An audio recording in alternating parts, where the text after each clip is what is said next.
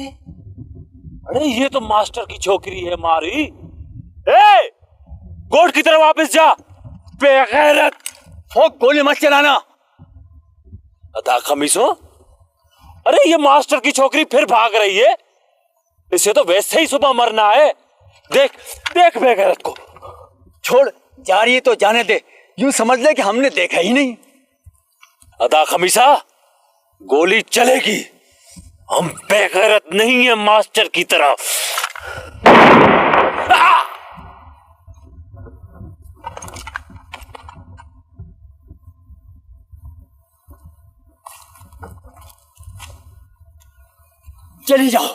चली जाओ इस बेदार नगरी से। यूं समझ लो कि मैंने तुम्हें देखा ही नहीं।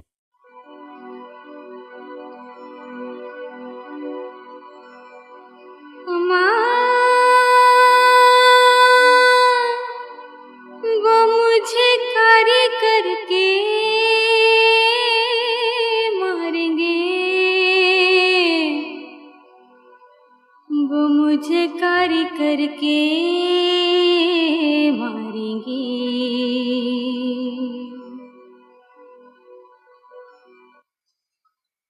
तूने हमारी सदियों पुरानी रवायतों से बगावत करके अच्छा नहीं किया मास्टर। हम सब की इज्जत और गैरत का सवाल है। तू हमसे अलग तो नहीं है। मारवी अगर बेगुनाह होती तो कारी होने से यूं न भागती। शर्म कर मास्टर, तूने रातों रात अंधेरे में अपनी बेटी को भगा दिया। सारा गोट कह रहा है फोक को खमीसे ने तुम्हारे कहने पे कत्ल कर दिया। छोकरी को कहाँ भेज दिया है तूने मास्टर? हाँ मास्टर, बता दे, अब भी वक्त है। तेरी छोकरी कहाँ गई?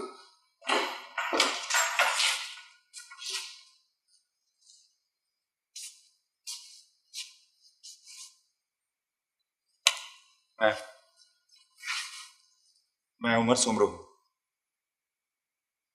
तुम लोग क्या करने आए? मारवी कहाँ है? मैं पूछ रहा हूं मारवी कहाँ है? मारवी कहाँ है? तू कौन होता है मारवी का पूछने वाला? मारवी मरेगी अच्छी है, तुझसे मतलब? देख साईं, माधवी का नाम मत ले। बहुत बर्दाश्त किया है हमने, बहुत हो चुकी बस। देखिए ऐसी बिल्कुल कोई ऐसी बात नहीं है। मारवी बिल्कुल बेगुनाह है, बेदाग और मासूम है। मैं आज भी मारवी का एहतराम करता हूं। मेरे दिल में उसके लिए बहुत इज्जत है। और यकीन जानिए, मेरे और उसके दरमियान ऐसी कोई बात नहीं जिसकी वजह से आप लोग मारवी को सजा दे रहे हैं। तो बिल्कुल बेकसूर है। देखिए उसे सजा मत दें। वो खुद मेरे साथ नहीं गई है, बल्कि उसे जबरदस्ती उठा लिया गया था। और वो वैसे ही साफ है जैसी आप लोगों के पास थी, वैसी बेदाग और मजबूत है।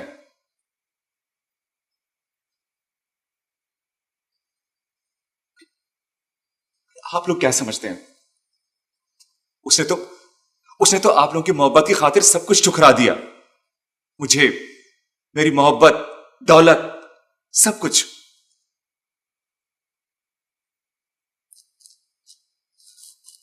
आखिर आप लोग बताते क्यों नहीं? मैं मारवी का पूछ रहा हूं। आप लोग क्यों चुप हैं?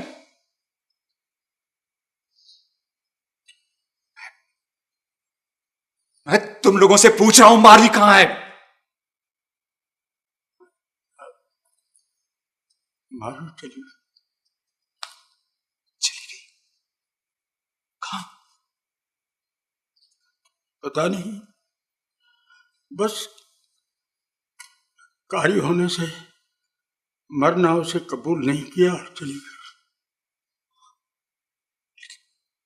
लेकिन कहां चली गई? वो कहां चली गई? वो तो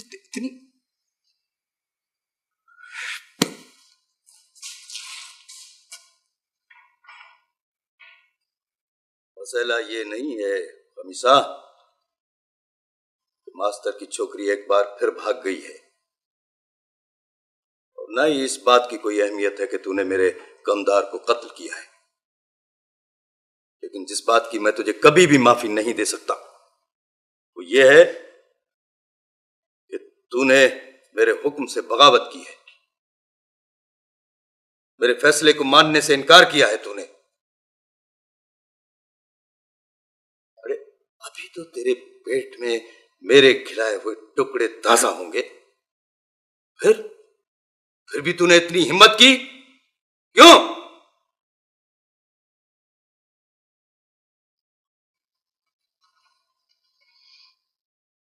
मेरे सवाल का जवाब दे खमीसा।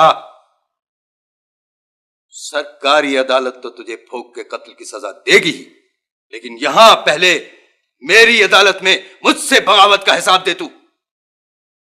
बोल, इतनी जुर्रत कैसे हुई तुझे? बोल। ये सब नहीं होगा हमसे। जुल्म भी हम पर हो और गोली भी हम पर चले, नहीं, ये सब नहीं होगा। अरे अपनी हैसियत को पहचान, अपनी हैसियत को पहचान खमीसा। तो टक्की का भी नहीं है तू। जी साईं। फिर मेरे हुक्म से बगावत की सजा जानता है तू? जी साईं, जानता हूं। इनकी तरफ देखो, इनको देखो, ये सब मेरे वफादार हैं और मेरे एक इशारे के मुंतजिर हैं। ये अगर मैं इनको इशारा कर दूं ना तो ये तेरे टुकड़े टुकड़े करके चील कौवों को खिला देंगे, लेकिन इनकार नहीं करेंगे। तू भी इन्हीं में से है, इन्हीं में से है तू, और इन्हीं की तरफ बन। खमीसो सच कहता है हाकिम साईं, जुल्म भी हम पर हो और सजा भी हमको मिले। आखिर क्यों, कब तक? ये तेरा चौरा है अरब? जी सर। देख रहा है कितनी लंबी जबान हो गई है इसकी। सर, मैं माफी चाहता हूं इसकी तरफ से। इसको जमाने की हवा लग गई है सर। इसका बाप भी तेरा गुलाम है सर। जमाने की हवा नहीं लगी है इसको इस मास्टर की हवा लगी है। क्यों मास्टर? मगर हाकिम साईं, मास्टर बेचारे का कसूर क्या है? हमारे बच्चे भी इंसान की औलाद हैं। 2 लफ्ज इल्म के उनका भी हक है साईं। अड़ जाएंगे तो हमारे जैसे हैवान बनने से बच जाएंगे। मास्टर तो बकवास बंद कर। मैं जानता हूं तुम सबके दिमाग में क्या चक्कर भरा हुआ है। तुम लोग 2 टके के लोग मेरे सामने जबान चलाते हो।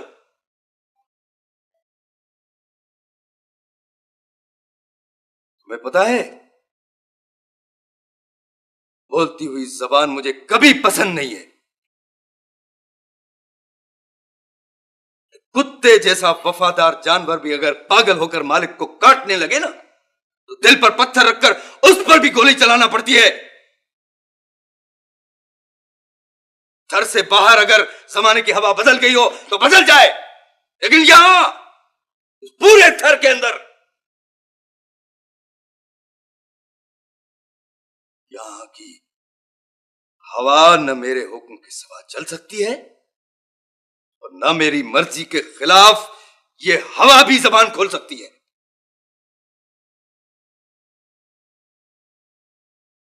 क्यों मास्टर, कहां भेज दिया है तुमने छोरी को? अरे सिंध की पूरी जमीन पर कोई ऐसी जगह है जहां आजकली का हाथ न पहुंचता हो? बोल, उठ, बता बता तूने छोरी को कहां भेजा है?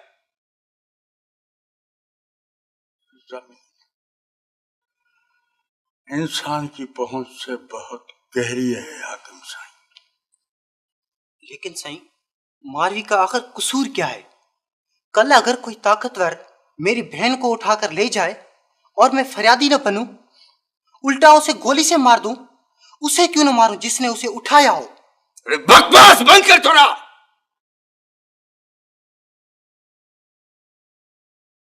तुम्हारा कसूर नहीं है, मैंने ही तुम लोगों को ढील दी हुई है।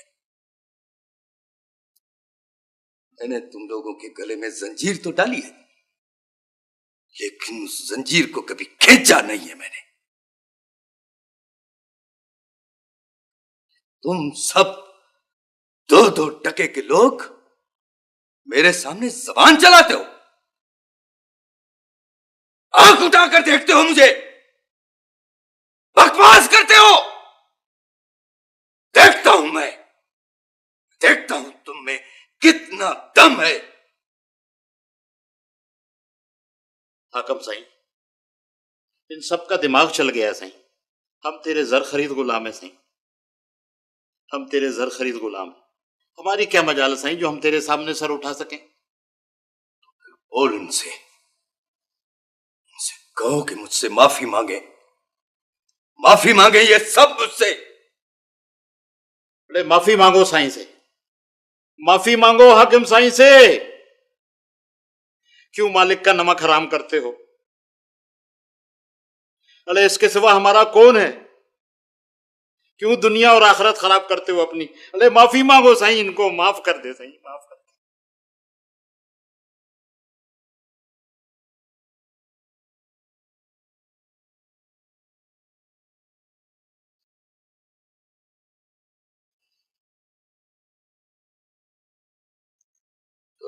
जी हाकिम साईं।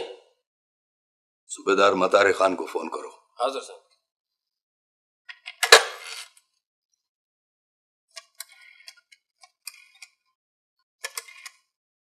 हेलो, मतारा खान, हाकिम साहब से बात करो। हेलो मतारा खान, मेरे कंधार का कत्ल हो गया है, फोक का। कातिल यही है मेरे पास। हाँ, अभी पहुंचो अभी।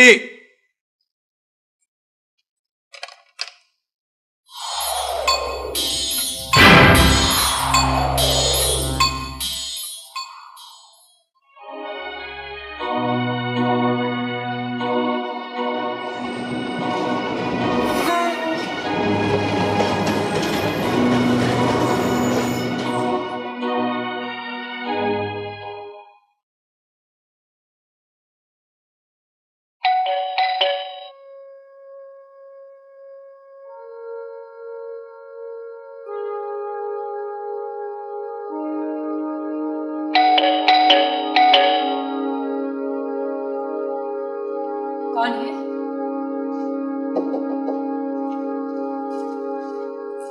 कौन है? मारवी? मारवी, आओ अंदर आओ।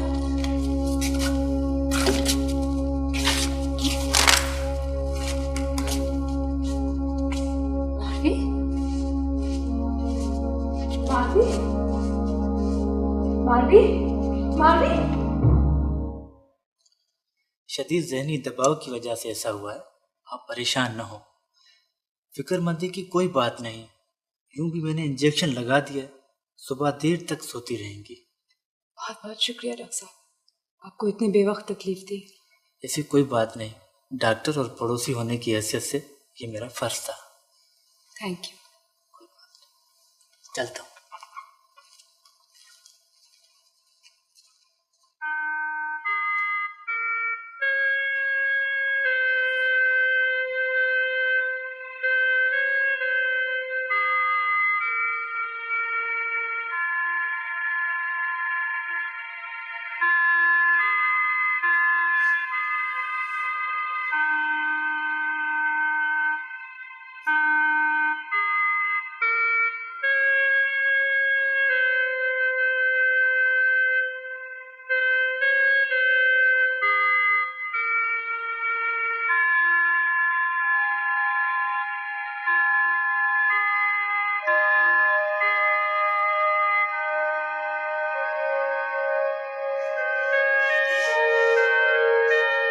मुझे मत मारो, बेगुनाह हूँ, मुझे मत मारो, मुझे मत मारो।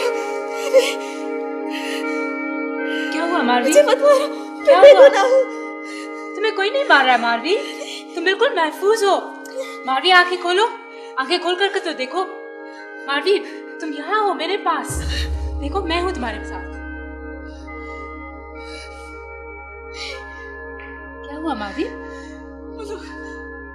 वो लोग मुझे मार देंगे। कौन लोग मारवी? कौन लोग? अब नहीं जानती। नहीं जानने के बावजूद सब कुछ महसूस कर सकती हूँ। आपको कुछ नहीं पता, वो मेरे पीछे है। पता है जिंदगी तुम्हारे सामने है। यहाँ कोई आ तो नहीं जाएगा? आप किसी को बताएंगे तो नहीं मैं यहाँ हूँ? तुम्हें मुझ पर एतमाद नहीं? जो दुख तुमने सही मैं महसूस कर सकती हूँ। ये एतमाद का ताल्लुक ही तो है जो तुम्हें खींच कर मेरे पास लाया है। मैंने आपको परेशान किया ना। दरअसल मुझे खुद पता नहीं था मैं यहाँ कैसे पहुंच गई। मैं खुद यहाँ आ गई। इतनी बड़ी दुनिया में बस एक यही पनाहगाह मुझे लगी। दरअसल वो लोग मुझे मार देंगे। अब तुम सो जाओ, तुम्हें आराम की जरूरत है। सुबह बातें करेंगे। मेरी परेशानी की फिक्र मत करो, मुझे ही तो परेशान करना था ना तुमने। और कौन है तुम्हारा जिसे तुम परेशान करने आती हैं? हाँ, बैठ। आप मुझे छोड़ के मत जाइए ना। मैं यही बैठी हूँ तुम्हारे पास, तुम बिल्कुल महफूज हो। आप बैठो, यहाँ कोई नहीं आएगा, तुम्हें कोई छू भी नहीं सकता। लाइट ऑफ मत कीजिएगा। आंखें बंद करना। शाबाश।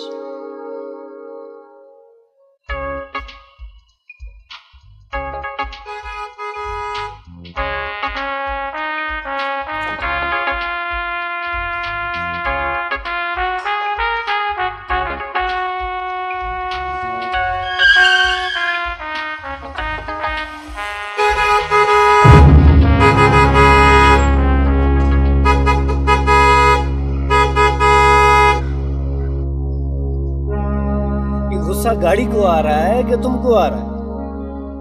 गुस्सा आप थूक ही दो, क्योंकि उस लड़की को तो बिरादरी वालों ने कारी करके मार दिया होगा, जिसकी वजह से तुम नाराज रहती हो मुझसे। क्या मतलब? वो लड़की थी ना, क्या नाम है उसका? हाँ, मारुई। उसको तो बिरादरी वालों ने कल गोली से उड़ा दिया होगा। भाई आखिर इतने दिन गैर मर्द के कब्जे में रही थी।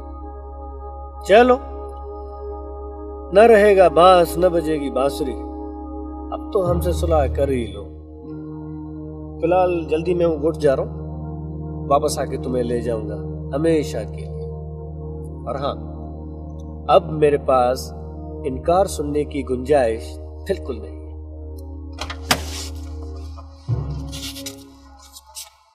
हेलो, आशिक अली खान है? हेलो, मैं अली नवाज सुमरा बोल रहा हूं कराची से। हेलो हेलो, आवाज आ रही है मेरी? हेलो हेलो, ये क्या हो गया टेलीफोन? पता नहीं अब तक उसके साथ क्या हो चुका होगा। मेरू, मुझे तो ये समझ में नहीं आता कि तुमने उमर को जाने क्यों दिया। क्या करती अली नवाज, क्या करती? मेरी समझ में कुछ नहीं आ रहा था।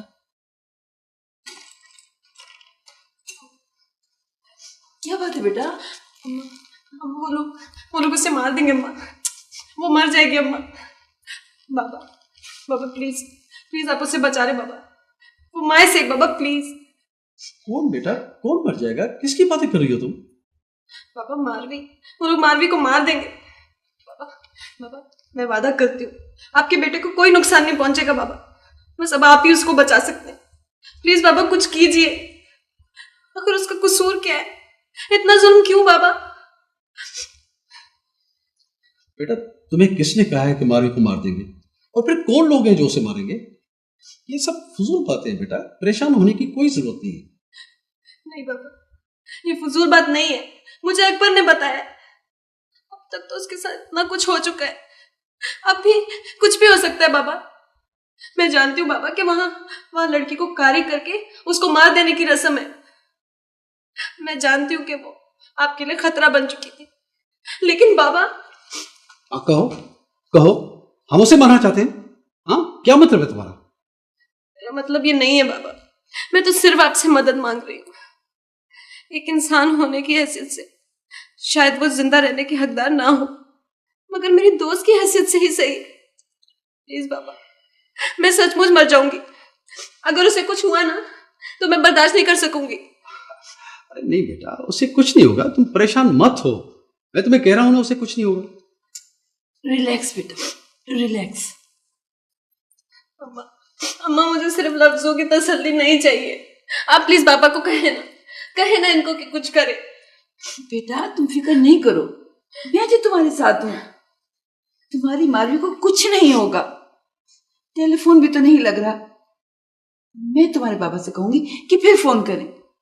तुम रोना मत जान, फिक्र नहीं करनी। आप लोग बस यूं तसल्लियां देते रहेंगे, यूं ही अपने अपने मफाद के सामने बेबस रहेंगे आप लोग। लेकिन मैं इससे ज्यादा बेबसी का कफन ओढ़कर जिंदा नहीं रह सकती हूँ। कुछ तो कर ही लूंगी मैं। कहाँ जा रही हो तुम?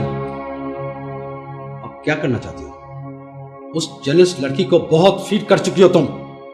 अब सिर्फ ये होना बाकी रह गया है कि जाकर पुलिस में रिपोर्ट करवा दो और हथकड़ियां लगा दो मुझे।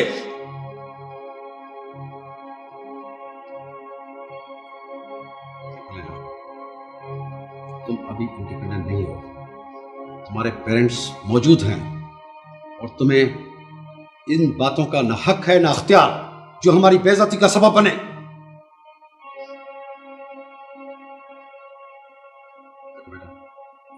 मैं जानता हूं कि मारवी तुम्हारी दोस्त है और मैं तुम्हें यकीन दिलाता हूं कि उसे कुछ नहीं होगा। और फिर बेटा, ये तो पुरानी जमाने की बातें हैं, अब ये रस्में दम तोड़ चुकी हैं। तुम तो एक पढ़ी लिखी हो, ऐसी बातें क्यों सोचती हो?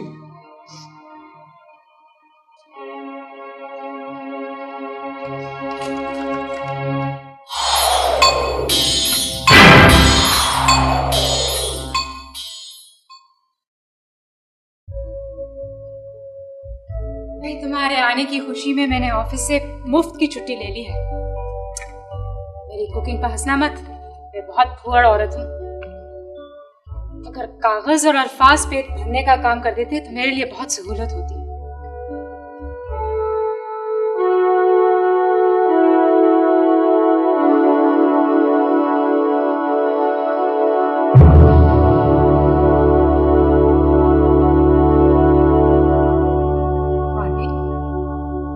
मारवी, कहाँ हो तुम?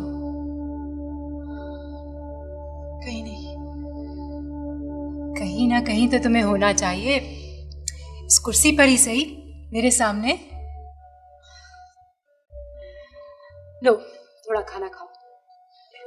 मुझे भूख नहीं है। क्या मतलब है भूख नहीं है? कुछ तो खा लो।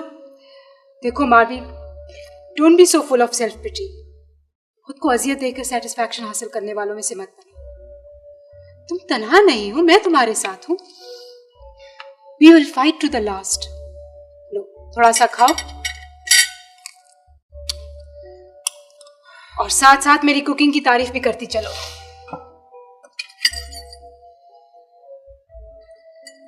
क्या बात है, तुम्हारी तबीयत ठीक नहीं है?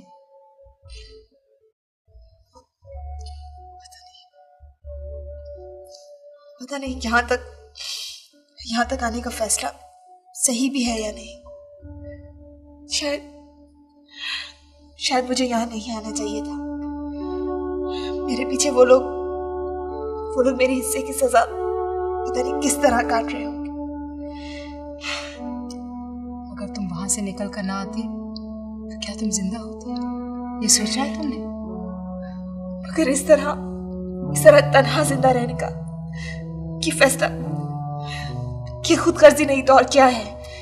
Marvi, don't be such a pessimist please. देखो, जलते जहाज से किसी ना किसी को तो पहली छलांग मारनी ही पड़ती है ना, उसके बाद ही तो दूसरे हिम्मत करते हैं। और फिर जिंदगी समंदर की लहरों में तो नहीं होती। ये तो महज हमारा अपना फैसला है कि हम मौत से किधर बेहतर लड़ सकते हैं।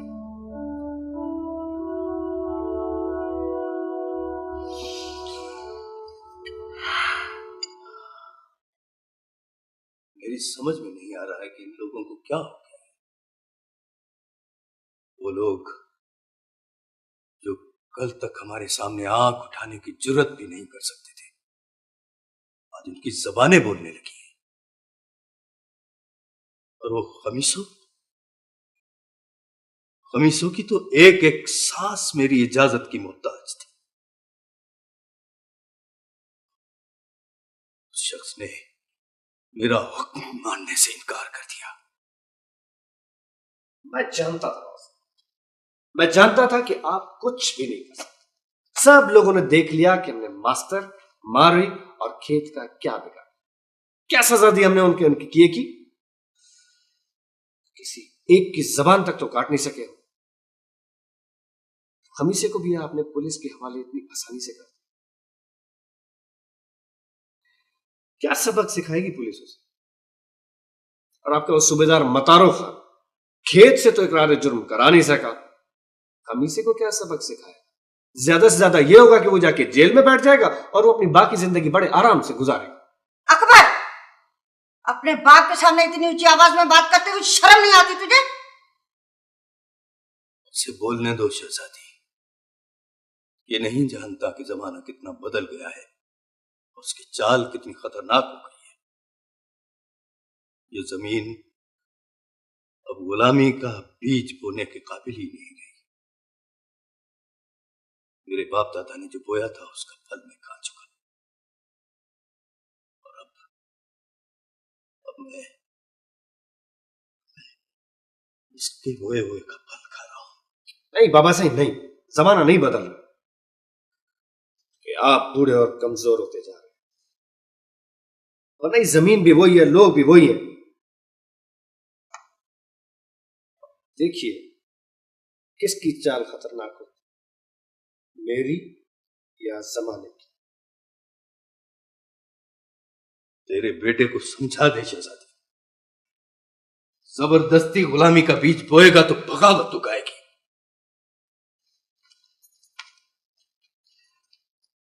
अकबर, अब और तू क्या करना चाहता है?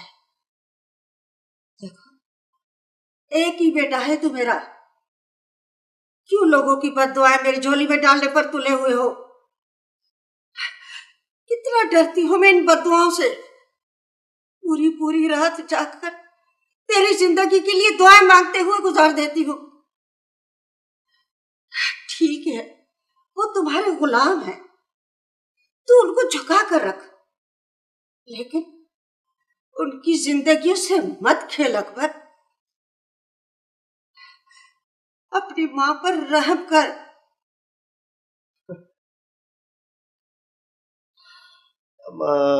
आप तो हमेशा औरतों वाली बातें करते हैं। उन लोगों की तो इतनी जुर्रत भी नहीं होनी चाहिए कि उनके मुंह से हमारे लिए बद्दुआ निकल सके। इतना भी सिर्फ पापा साहब की ढील की वजह से हुआ, उनके मुंह में जबान थी।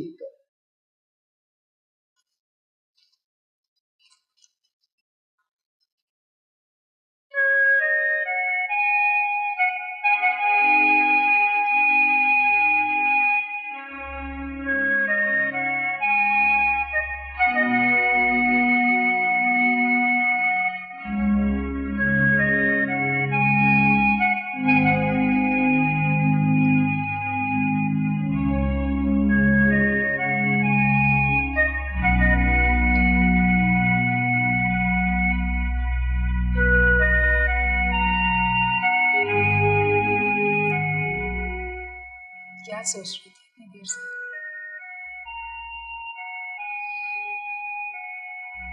आपसे कुछ बात करनी थी।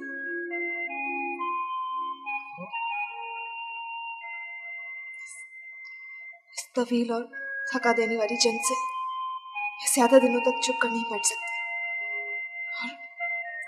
और ना ही खामोश रह सकती।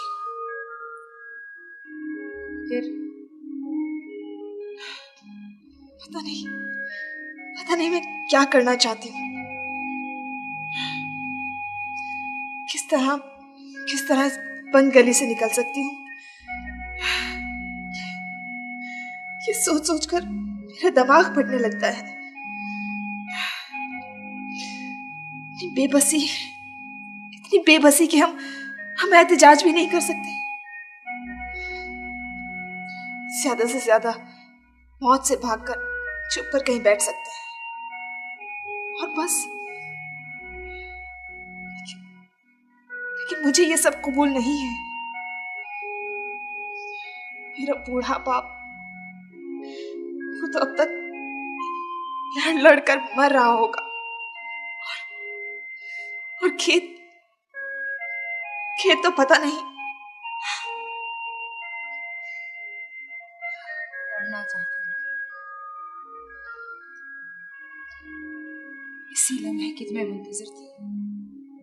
यही चाहती थी मैं कि तुम बोल उठो, कह दो कि मुझे ये सब कबूल नहीं है, मैं लड़ना चाहती हूँ। लेकिन किस तरह? कौन हो सकता है?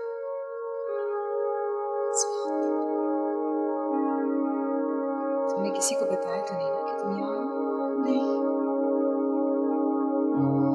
अच्छा ठीक है, तुम बेडरूम में बैठो, मैं देखती हूँ कौन है।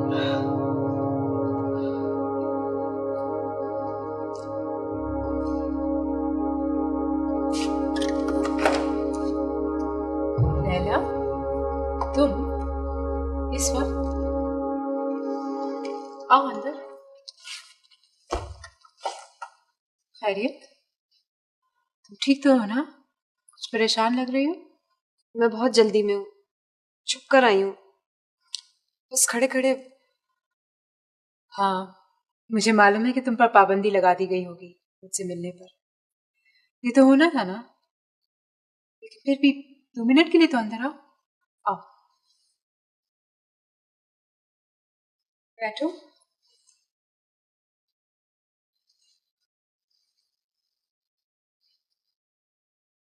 मैंने आपको कहा था ना कि मारवी अपने घर पहुंच चुकी है। कहा था ना आपसे कि आप उसकी खैरियत मालूम करें।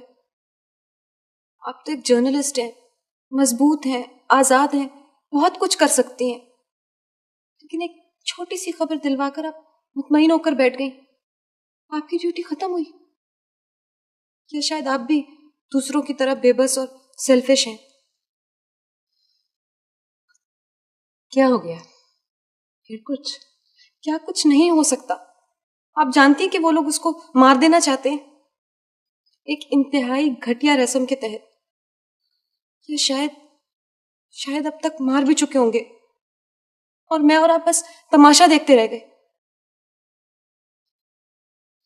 कौन लोग हैं जो उसे मार सकते हैं?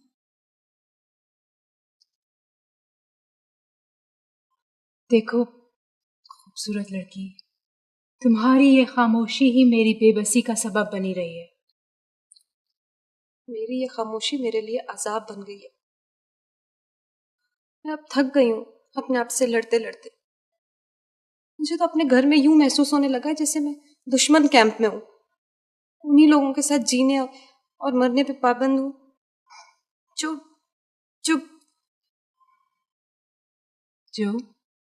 बोलो ना, आगे क्या कहने वाली थी? मुझे अपने घर वालों के वजूद से मारवी के खून की बू आने लगी है। ये बहुत पेनफुल एक्सपीरियंस है मिस अहमद, कि अपना घर इंसान को एक कत्लगाह महसूस होने लगे। फिर भला इस दुनिया में ऐसी कौन सी जगह बचती है जिसे इंसान अपनी पनाहगाह कह सके? पनाहगाह इंसान के अंदर होती है, बाहर नहीं। अगर पनाहगाह इंसान के अंदर ना होती तो इंसान कब का सच्चाई से बिछड़ चुका होता। तुम खुश नसीब हो कि तुम्हारा ज़मीर अब तक जिंदा है। आप प्लीज कुछ कीजिए, मुझे यकीन है कि आप बहुत कुछ कर सकते हैं। प्लीज आप। तुम्हारी तसल्ली के लिए बता दूं कि मावी जिंदा है और इसी शहर में है और बिल्कुल महफूज है। कहाँ है वो? क्या आपको यकीन है? आप क्या उससे मिली हैं? देखा है आपने उसको? कैसी है वो? बिल्कुल ठीक है, मैं तुम्हें उसे मिलवाऊंगी, लेकिन कुछ दिन ठहर जाओ। कुछ ऐसे प्रॉब्लम्स हैं। उसने मुझे तो अपने पहुंचने की इत्तला नहीं की। क्यों? क्या वो मुझे कसूरवार समझती है? क्या वो समझती है कि इस तमाम साजिश के पीछे मेरा भी हाथ है? मैंने तुमसे कहा ना कि कुछ ऐसे प्रॉब्लम्स हैं कि वो तुमसे नहीं मिल सकती फिलहाल। तुम घर जाओ, सब कुछ ठीक हो जाएगा। यूं छुपकर बाहर निकलना तुम्हारे लिए मुसीबत बन सकता है। तुम्हारे पास गाड़ी है या मैं छोड़ आऊं? आप सच बोल रही है ना? क्या इतना बड़ा झूठ बोला जा सकता है? अच्छा, फिर मैं चलूं? ठीक है, तुम अपना ख्याल रखना, सब कुछ ठीक हो जाएगा।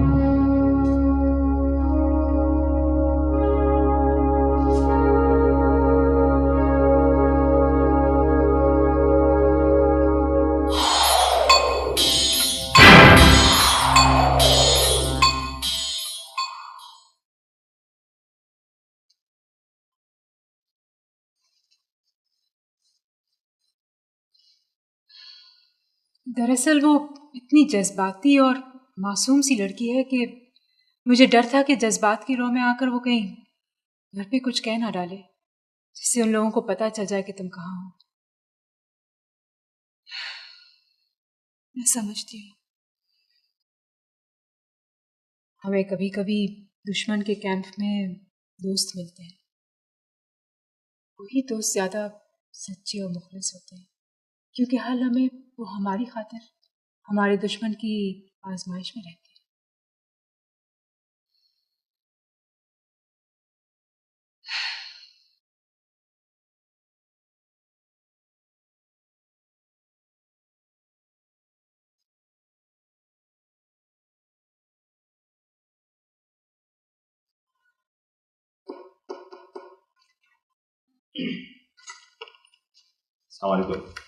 वालेकुम सलाम।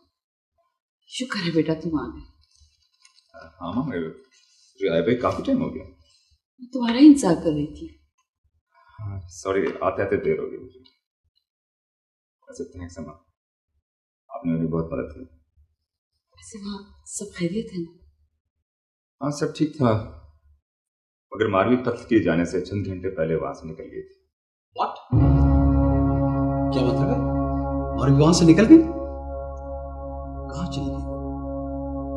पता नहीं बाबा, अलबत्ता मौत के पंजों से निकल गई है वो। अच्छा माँ, मैं रेस्ट करना चाहता हूँ।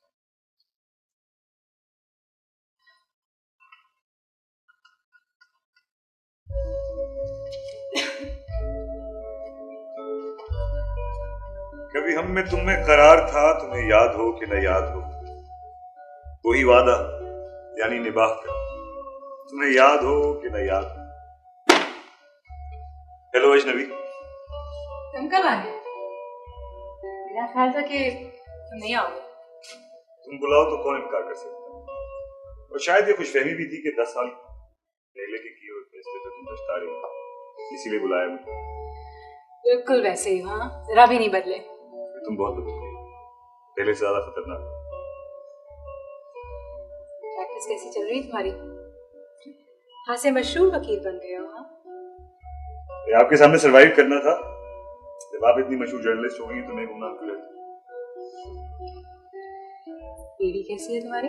बस ठीक है, लेकिन अब भी आपको कोसती रहती है। उसे यकीन नहीं आता ना कि 10 साल हो चुके हैं, तुम उसके हक में दस्तबरदार हो चुकी हो, तो कई बरस मिलती भी नहीं हो। तुम अब तक उसे यकीन नहीं दिला सके। यार इन औरतों का कुछ। अच्छा बस, अब औरतों को कोसने की जरूरत नहीं है। हाँ अच्छा खैर, कहो इतने बरसों के बाद क्यों याद किया? I need your help. मदद करोगे मेरी? गरीब को कत्ल कर दिया, कौन खुश नसीब। मजाक मत करो, प्लीज बी सीरियस। ओके, कहो।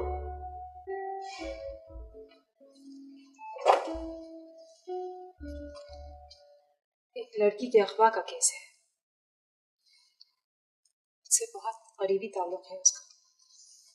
ये तफसील से उसका बयान है कि पुलिस भी उसे लेने को तैयार नहीं है।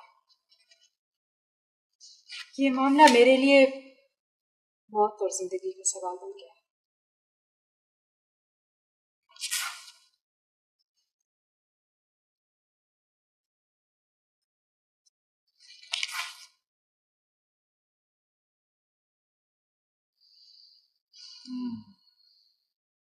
इनकार मत करना। नहीं, इनकार करना तो तुम्हारा शेवा है। वैसे लड़की कहाँ है? मेरे पास। सफिया, ये जिन लोगों से तुम उलझना चाह रही, जानती हो कितने मजबूत? जानती हो, इसीलिए तो तुम्हारी मदद मांग रही हूं। एक ऐसा आदमी जो कि आजमाइशों से खौफजदा होकर बीच राह में छोड़कर ना चला जाए। ये भी तो हो सकता है कि ये बेचारी लड़की अदालत से मिलने वाली तारीखों के दिन गिन गिन बूढ़ी हो जाए और फैसला। वैसे भी यहाँ लड़कियों के फैसले अक्सर बदनामी और खौफ के दबाव में आकर रास्ते में ही दम तोड़ देते। लड़कियां बयान बदल देती हैं। मैं जानती हूँ फैजी, मैं भी इसी सिस्टम में सरवाइव कर रही हूँ जिसमें तुम। मैं जानती हूँ कि गवाहों और वकीलों की मिली भगत से अक्सर बेगुनाह फांसी के फंदे में लटका दिए जाते हैं। मैं जानती हूँ कि लड़कियों पर होने वाली जातियों के मुकदमे अदालत में ही वकीलों का सवालों के सामने दम तोड़ देते हैं।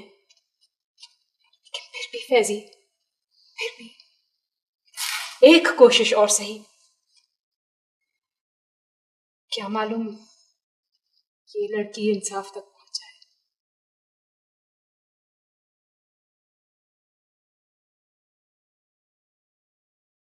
अच्छा ठीक है, मगर ये केस बहुत कॉम्प्लिकेटेड। केस तो सीधा साधा सा है फैजी, कॉम्प्लिकेशंस क्या है? हाँ, ये मानती हूँ कि रिस्की जरूर है, लेकिन ये रिस्की रास्ते का पत्थर बन गया जिसको हटाने के लिए मैं तुम्हारी मदद मांग रही हूँ। सबसे पहले तो इस लड़के, क्या नाम है इसका, खेत, इसको निकालने के लिए कुछ करना पड़ेगा। एनीवेज, मैं ये केस लेने को तैयार हूं, तुम्हारी वजह से भी और अपने ज़मीर की वजह से। अब खुश हो? अच्छा, मैं चलता हूं।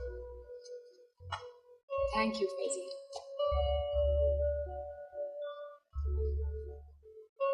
तुम अभी बहुत खूबसूरत हो।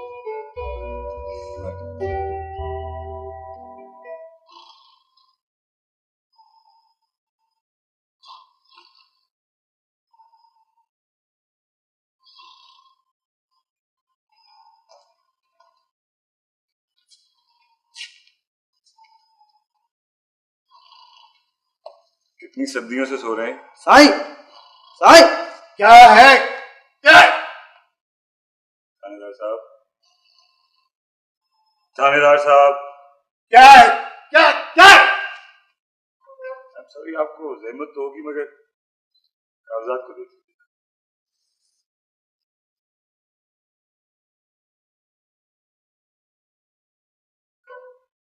क्या? खेत का वकील, आप जरा खेत को बुला दीजिए, ये जल्दी। सर आप बैठो तो सही सर। नहीं थानेदार साहब, मैं बैठूंगा तो आप मुझे भी मारिए केस के अंदर। नहीं सर, ऐसी कोई बात नहीं है सर। आप तो सर आप तशरीफ तो रखें। नहीं नहीं, आप जरा उसको बुला दीजिए।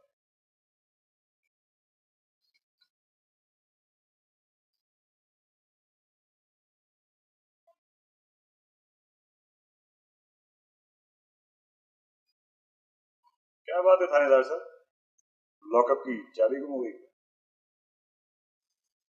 सर दरअसल बात यह है कि उस छोकरी की आज सुबह तबीयत खराब हो गई और सर हमने उसी वक्त उसको करीबी अस्पताल में भेज दिया था, और सर उसको वहां दिल का दौरा पड़ा और वो सर मर गया।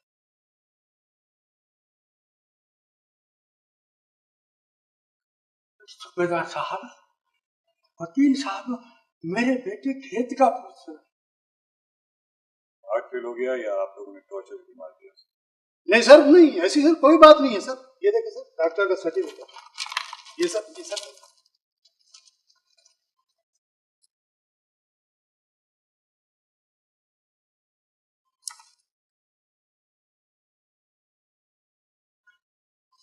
सूबेदार साहब, मेरा बेटा खेत। उसी की तो बात हो रही है। उसको दिल का दौरा पड़ा था और मर गया। उसकी लाश आने वाली है।